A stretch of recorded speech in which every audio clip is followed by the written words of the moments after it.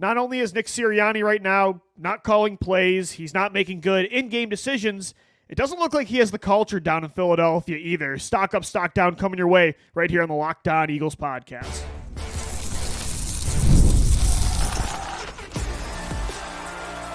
You are Locked On Eagles, your daily Philadelphia Eagles podcast.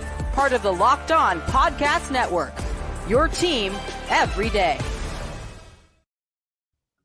Thanks so much for making Locked On Eagles your first listen each and every day. Welcome in, Eagles fans, to this Tuesday edition of the show. I'm Louis DiBiase, joined as always by Gino Camilleri. We're brought to you by Game Time. Download the Game Time app, create an account, use our code in all capital letters, Locked On NFL, for $20 off your first purchase. Stock up, stock down after a blowout loss to the Tampa Bay Buccaneers. The Philadelphia Eagles are now 2-2 heading into the bye week, and man, are things on fire, not just through social media, but if you still listen to Philadelphia Sports Radio, podcasts like our own, across Locked On Podcast Network, you listen to other teams.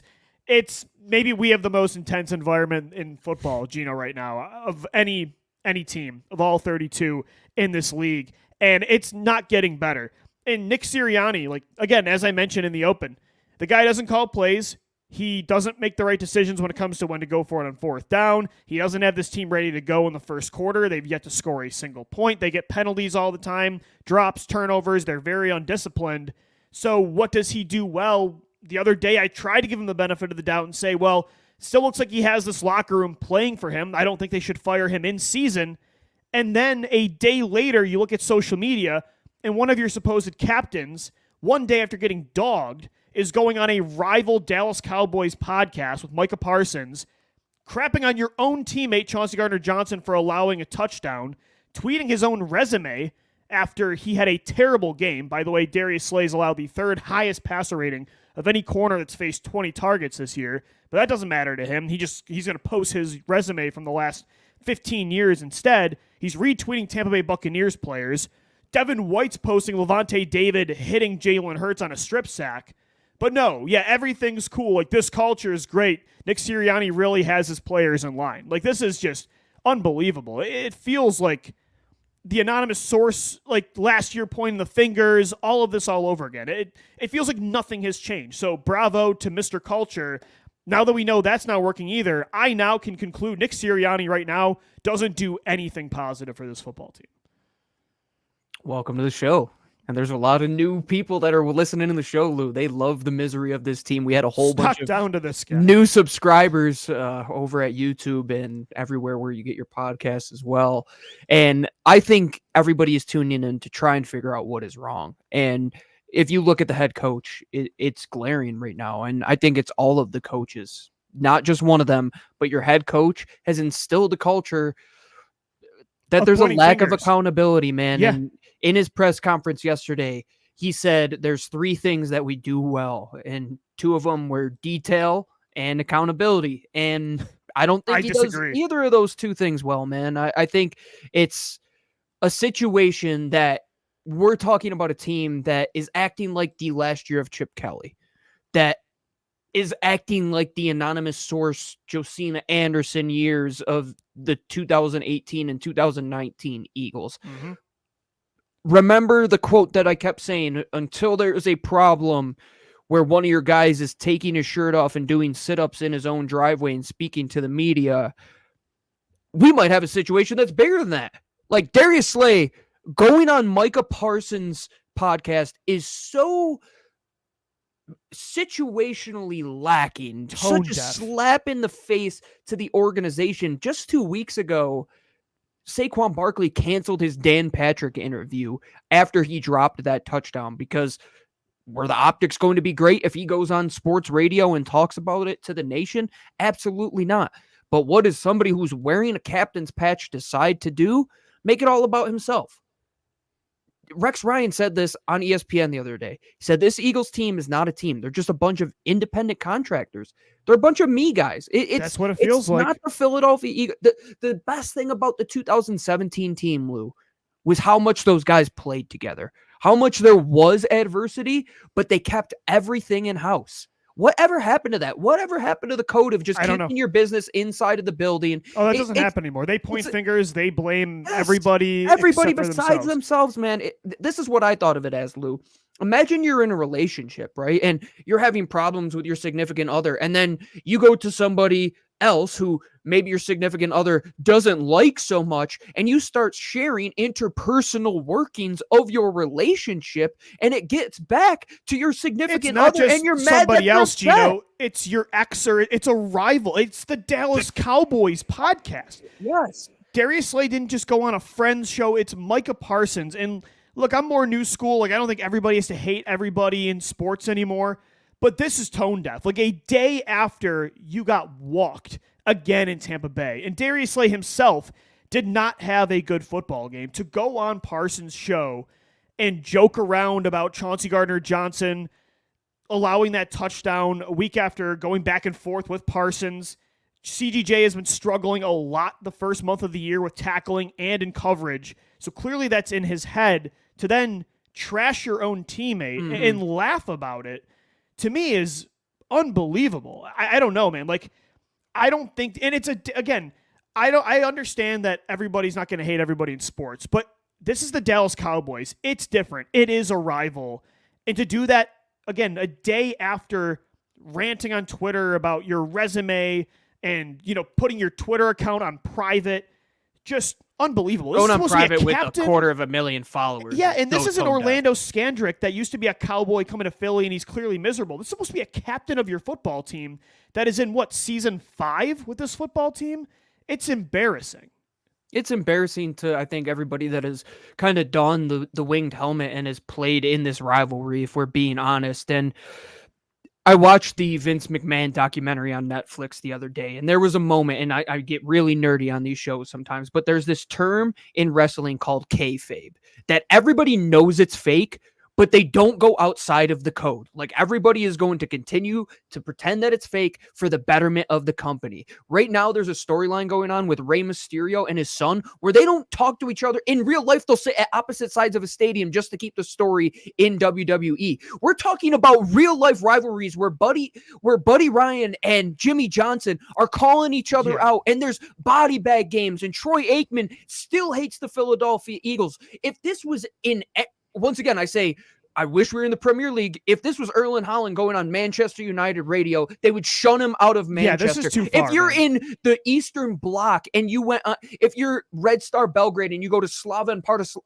Partizan's game and talk about their fans and stuff, like they would probably get rid of you completely. And again, like I'm not Mr. 1980 that says I hate every single team because they're not the Eagles and every player. And honestly, even Darius Slay going on Parsons' show in the offseason, like, I'm cool with that. Parsons has done stuff with a lot of Eagles, like A.J. Brown and Devontae Smith. He's from the area, right? I bet he wishes he was an Eagle at times. But to do that, the timing of it, when you just had such a bad game in the context of what you're discussing, throwing your teammate under the bus with a rival when you're 2-2 and things are not good, is ridiculous. Trey Thomas said it best on X earlier. He said, man, I couldn't imagine Bobby Taylor, Troy Vincent, Lito Shepherd, or Sheldon Brown going on DeMarcus Ware's MySpace live show to discuss Brian Dawkins' performance. Like, exactly. And CGJ, clearly, that's not just somebody that will, throw this under the rug. He posted on Instagram, and, we don't know the context of it, but he said it was just a black picture, and it said, damn, ... CGJ, we know how he acts. Like, we know how he feels about stuff. He's an emotional guy. This upset him. And even yesterday, he was on his Twitch stream, which he does all the time. Like, he's a big Twitch guy, but he sat down for like a minute and a half. He had a good little portion where he went on this tangent saying, he's like, I know I have to be better. Like, we have to put this behind us. Like, he talked like a captain should. He didn't point fingers. He said, we're actually going to stay off of social media so we don't go out there and like eat the rat poison that Jalen Hurts has talked about, that Nick Saban had spread that message for so long. This is not a guy who represents the Philadelphia. Like, I'm sorry. I would trade him. Like that, I would send a message. I would send a message if I'm Howie Roseman, because this cannot fly, man. Like, how do you go in that locker room and Chauncey Gardner-Johnson now has to go to war with this guy who is going to dog him again afterwards? Call up Micah Parsons. Ha ha ha! Did you see what Chauncey Gardner-Johnson and you have did, this dude? You have this miserable linebacker too that refuses to play special teams. It's a healthy scratch every week. And I know Levante David is Devin White's guy, but like a day after that blowout, he's posting on his own social media the highlight of David hitting his quarterback, a strip sack that pretty much ended the game. Like, Nick Sirianni, you're supposed to be Mr. Culture. That's all you're really responsible for right now, and you're epically failing. Like, your own quarterback doesn't respect you. At his press conference after the game, he asked, somebody in the media asked Jalen Hurts, like, do him and Sirianni come together and discuss like a joint message? And he says, we have our moments. Like, your own quarterback. What does that even Doesn't mean? he knows they don't have an identity because they're not on the same page. He doesn't trust Sirianni to set the identity of this football team. Mm-hmm. We said it all offseason. What's going to happen when this team faces their first test of adversity like last year? Are they going to collapse or are they going to overcome it? And look what's happening, Gino. It feels the exact same way as last year. They're pointing fingers, and I bet the really anonymous sources will come at some point. You're going to hear that soon. Some player in the locker room feels this way, and nobody's name's going to be behind it. It's the same cycle of life as we always deal with. I guarantee that's going to happen. But what is the root of this? Because this has now happened for... It's accountability. It's your head coach. That's got to be the root of it. But this style of head coach. Gino, when you have a Doug Peterson, Nick Sirianni type, where you let this style where it's a player-friendly coach that lets the players dictate the culture, you have to have the right players for that. And I don't know if Philly has them right now. For Brandon Graham to walk off the field and say, she don't want a puppy, she want a big dog, and then they respond in a way that is the farthest thing from a big dog responding, and coward, nobody was playing for each other. The missing tackles, like nobody was playing with pride. It's just, it's a broken locker room. And I don't want to hear it that we're overreacting to one game, man. This has been a year and a half. This has happened for nearly 2 years. Like this lack of accountability. This isn't this just happened, let's respond to it.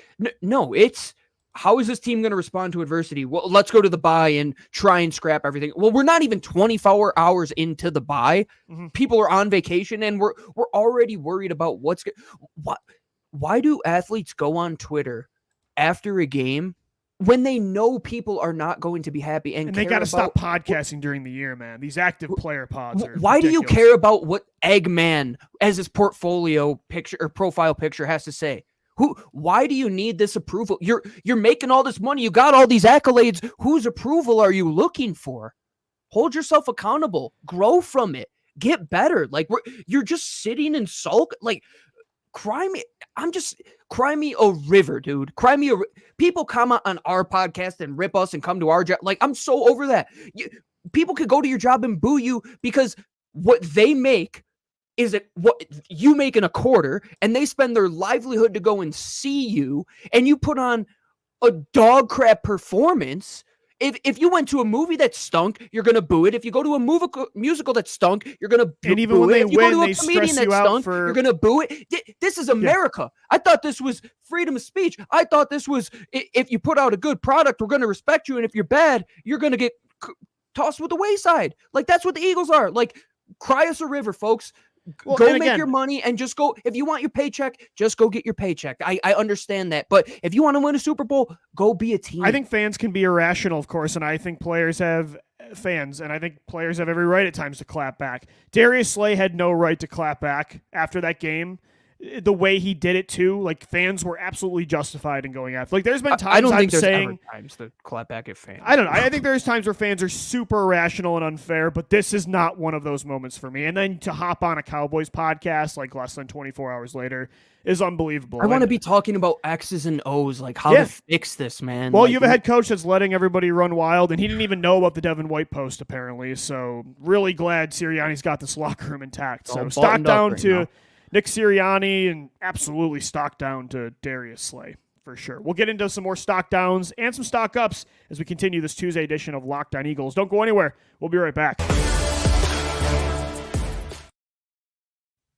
Locked On Eagles is brought to you by FanDuel. You can start the season with a big return on FanDuel, America's #1 sportsbook. So when you get a hunch in the middle of the game, you can check out the latest stats, view live play-by-play, and so much more on the same page where you place your bets. Of course, we have LOE3 every single Friday. Gino and I take 3-player props each for the Eagles matchups. So far, so good. You're going to get actually $200 back in bonus bets guaranteed when you place a $5 bet. So just take the anytime Jalen Hurts rushing touchdown. That's been money. The over on Dallas Goedert receiving yards. All you got to do, bet $5. That's it. You'll get $200 back in bonus bets. Win or lose, it's guaranteed at FanDuel.com, America's #1 sportsbook and the official sports betting partner of the Locked On Podcast Network. Thanks as always for making Locked On Eagles your first listen each and every day. It's stock up, stock down after the Eagles lost to the Tampa Bay Buccaneers to fall to 2-2. They've got a bye week this week, and then they're home the second weekend of October against the 1-3 Cleveland Browns. But there's a lot to discuss before we really get into that matchup, Gino. And so much of it is off the field because of Darius Slay and Nick Sirianni and Devin White. This team is just, it doesn't feel like they're handling adversity well right now at all. But when it comes to like on the field, stock down to, I think, the defense. Like we were going after Sirianni and his side of the coaching aspect for very good reason. But Vic Fangio, like he epically failed on Sunday. The soft coverage, the failure to adjust, the just no regard for matchup or situational play calling. I'm just so unbelievably sick of talking about the same gripes with every defensive coordinator the Eagles bring in. It is like this all of the time. And freaking time. His press conference saying like he was surprised and it was unpredictable that Tampa Bay came out throwing the ball quickly. Sure, I would understand that for the first few drives, but you had 3 hours to adjust. And he did not adjust. He did not have Avonte Maddox move outside the slot. He didn't have Quinyon Mitchell and Darius Slay shadowing Mike Evans and Chris Godwin. He didn't bring extra pressure when the front four was not getting there. It didn't feel like he helped out his unit at all. And I don't know if it's just an organizational problem because this was Jim Schwartz, this was Jonathan Gannon, Sean Desai, Vic Fangio. I don't know if it's, again, the type of coach they're looking for. But I'm so sick of talking about this on the podcast where the Eagles defensive coach never has any regard for the matchup. It just feels like that is always true no matter who has the headset on. And it's also kind of no regard for the personnel as well. Like you still have number 2, who I'm going to refer to him as going forward, and Quinyon Mitchell on the other side. Like those guys can play press coverage. And that's why you drafted Quinyon Mitchell. Vic said in his press conference, he's like, oh, well, we did relay it and they did it a little more. Well, they went from league worst 88% of the time not pressing to 85%. So 3% more is drastic improvement for this defense. So instead of 12% of the time you're playing press, 15%. Cool. Yeah, and what are we relaying this message from the box? Is this the Pony Express? We had to get it on a telegram and send it down to the sideline. Like, if we're going to press, do we not have a signal for it? And he says the guys have the freedom to line up and press if they wanted to. Do you think Quinyon Mitchell, who's a press corner, would want to go up and press and play the way that he has played? Yeah, probably. It's such nonsensical answers to us at this point. And like he was, there is no way on a 3rd and 4 play, Quinyon Mitchell has the freedom to either line up 15 yards off the line of scrimmage or press man coverage. I don't buy that for a second. I find it funny too, when I really enjoy the Shannon Sharp Ocho Cinco pod at night. And they had Prime Time on there, and Prime, he's like, I hate bail. Like, I hate bail technique. Like, you're not going to press him. Why? It's like, if the best cornerback of all time is, that's what he said. He's like, because they're scared. He's like, they get up to the line and they're scared. Like, if you're drafting guys that are scared to play press, we're drafting the wrong guys. But I don't think they do have guys that are scared at corner. I think the coaches are the ones they that have the confidence. Yeah, they hire scared coordinators. They're scared to get beat deep. That's the Eagles' philosophy on defense, and it's been for a decade. And the bend don't break thing, like, you got to be aggressive at times, man. You have to be aggressive. Like, there's no excuse that we're going on another season where we're saying, like, oh, Hall of Fame performance from a quarterback that is not a top 15 guy. Like Baker Mayfield is a middle third quarterback. Yeah, how many times did Jonathan Gannon do that? How many times did Jim Schwartz do that? Where you're looking at who is the backup for the Jets that like absolutely shredded us one year. And it's like, what are we doing? Like, we're not pushing the pace here at all. I just can't take any more 3rd and 4s where I'm yelling at the TV, get closer to the line. You're giving him 10 yards of cushion. If I'm a quarterback, every time I see that, I'm just going to audible the route and have him run. And Baker did a great job. Route. They did a fantastic job. It's like, oh, you're giving us 12 yards of space. Let me throw into 4 yards of space and let my guy go and get a running head start, where now this guy has to come downhill and adjust. Like, do you not think some of these missed tackles would be put at bay if we're a little bit closer to the guy at the catch point where we can make a play on him? And like, Gino, I'm not naive. It's 2024. The vast majority of defenses run these umbrella defenses and too high shells. Like, I understand for the most part, defenses are going to give up yards. It's going to be very bend, don't break. But again, situational.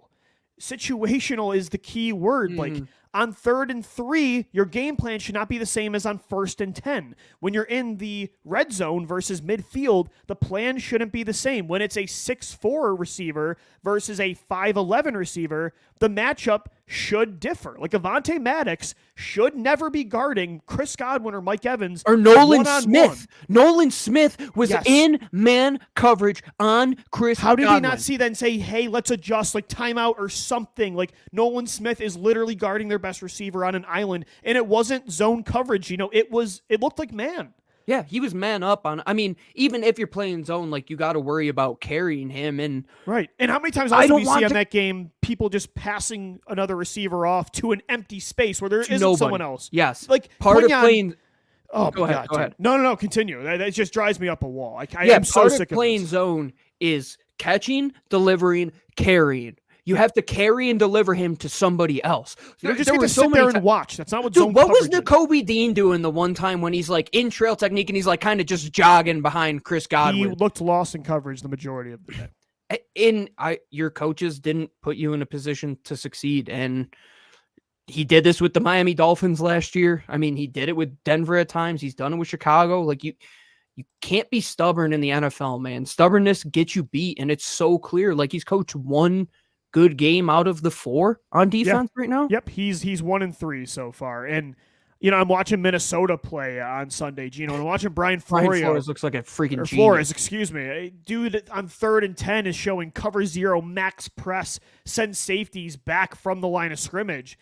Like, why can't the Eagles ever do that? Why are you so scared to ever play aggressive? And I would understand if you had Bradley Fletcher playing corner. You have the personnel now to be not scared, to stop coaching scared. I'm so sick of this defensive mindset. It's again been so long in the making. And at least Jim Schwartz's defense, like up front, he would let them pin their ears back and attack. But you don't even really have that up front either. It's just such a passive, cautious scheme, and I hate it.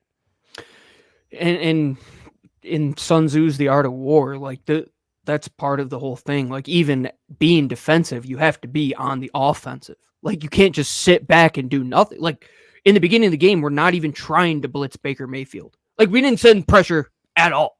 Like, it was just like, all right, I thought Fangio was supposed to be somebody that blitzes way more than the past Eagles coordinators. No, it's just one and the same. It's just rinse, recycle. The personnel doesn't match the scheme. The coach doesn't want to coach the personnel in the way that they like to play.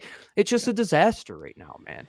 And I think stock down, and I think we kind of a joint one here. I said stock down to Howie Roseman because I think right now the front 7 looks terrible, and a lot of those players starting are heavy investments from Howie early on in the draft, first, second round picks, third round picks. You look at, Jordan Davis, Nolan Smith, paying Bryce Huff, Nakobe Dean.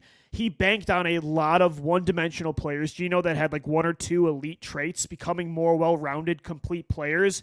And none of them, and again, I don't know if it's because they don't fit the scheme or if they're just not those guys, but those players not only have not become more well-rounded, like Huff, Davis, Nolan Smith specifically, but even that one dimension they were great at before that had their stock so high, they're not even really like Jordan Davis is not playing run defense that well, right? I mean, Nolan Smith, I don't see the speed getting to the quarterback. Nakobe Dean, like I guess downhill he's doing that well, but Bryce Huff, is not getting to the quarterback. It's not just that he's not stopping the run. He's not getting to the quarterback. And your stock down was just the Georgia Bulldog investments in general. So it goes hand in hand. Like, these guys early on, they are not paying off this investment whatsoever, except for Jalen Carter.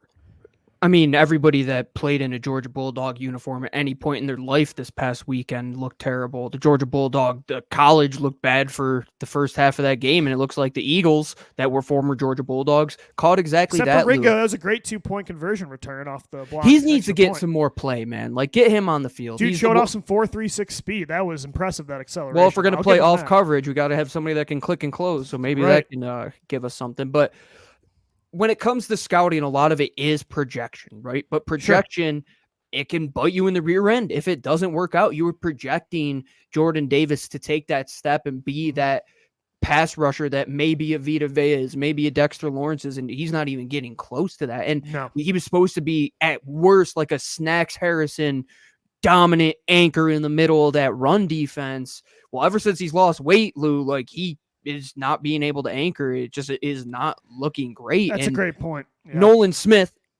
is again losing reps to tight ends. He's just a guy. He's just a guy. Like, and that's unfortunate. We were really high on him as well. Like, at least Davis, Gino, you've seen some like whoa moments, like that sack last week against New Orleans. You're like, okay, like there it is. We've seen something. Mm-hmm. Have you seen a single play from Nolan Smith where you're like, there is the first round talent? I haven't seen one play in 2 years. Or where is the Bryce Huff $18 million play? Like, where is that going to show up? And, you know, even if they had the one dimension they were playing well in, they have like good complementary skill sets, like Davis and Huff and Smith, but they're not even getting that one strong trait to help complement each other. Could it be coaching and not being coached up properly? I don't know. Like, there's so much that you can kind of, from the outside looking in, just guess at this, and it kind of does a disservice to what's going on behind the scenes, because you don't know if it is coaching, is the player not taking the coaching, are they not putting in the work, is it just the scheme isn't working out for them? There's so many variables, but the investment and Howie Roseman's decisions to make them, those are the ones that haven't paid off. The Eagles are one of the teams this year that have played the most snaps to third-year players on their rookie deals. So right now, this is the last year of the evaluation process for a lot of these guys. Is Nolan Smith going to be a starting edge rusher for you in the next calendar year or so? I don't know. Is Jordan Davis going to continue to evolve to potentially be a 3-down player, or do you have to limit him to 1 or 2 downs? I don't know. Is Nakobe Dean going to miss another 5 tackles the next time they play football? I don't know. And the thing is, it really does come down to Howie Roseman having a grip on the coaching staff as well, because if you don't have your idea what the coaches want, and you're just going to draft guys that you believe the projection just can go and become the player that you think they can, there's something that you have to philosophically change. And that's why this discussion goes so much deeper than at the time. Those moves look great because you're saying, we can develop Jordan Davis. We can develop Nolan Smith. Exactly. And like when we talked about Jordan Davis being drafted and Nolan Smith, it felt like it was scheme related in mind, because normally Howie Roseman didn't take nose tackle types. Like, he didn't take undersized pass rushers like Nolan Smith all that often. So it felt very scheme dependent. And that's what's so peculiar about this. There's something fundamentally wrong in the way that they're going about acquiring players to fit the job position and who is writing the description of the job. I think the cover 6 defense, like, they kind of need to get away from this moving forward after this year.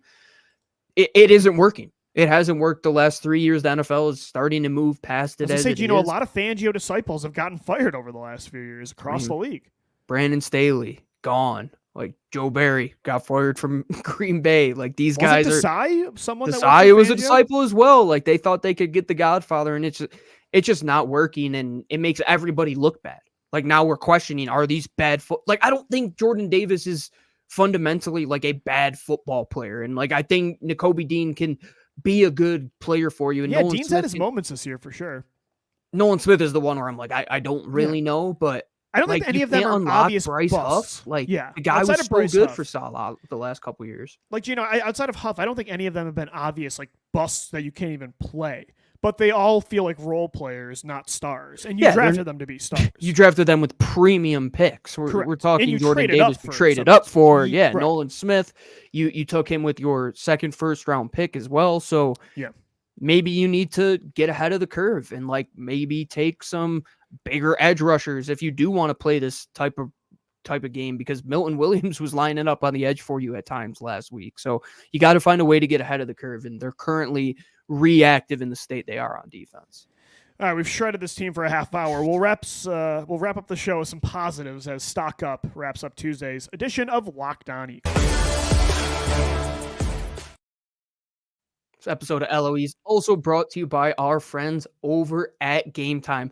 College football is in full swing, and I know my wife is just itching to go see a Colorado game. It's right around the corner. We're going to go see them play Oklahoma State the day after Thanksgiving. Just taking a bunch of football. What is better than that? But if you're not a fan of football, but if you like baseball or you like hockey, you like basketball, you like comedy, you like drama, going to the theater, well, you could get tickets over at Game Time. Whatever your cup of tea is, Game Time has it for you. They now have a new feature called Game Time Picks that makes getting tickets easier for your favorite live events. Game Time Picks filters out all the fluff to show you incredible deals on great seats so you don't have to waste your time searching through thousands of tickets. So right now, Game Time Picks has curated deals to make it even easier to save on sports, comedy, and the theater, whatever your cup of tea is. They also have all-in pricing where you can toggle the feature and it'll show you exactly to the cent what it's going to cost you out the door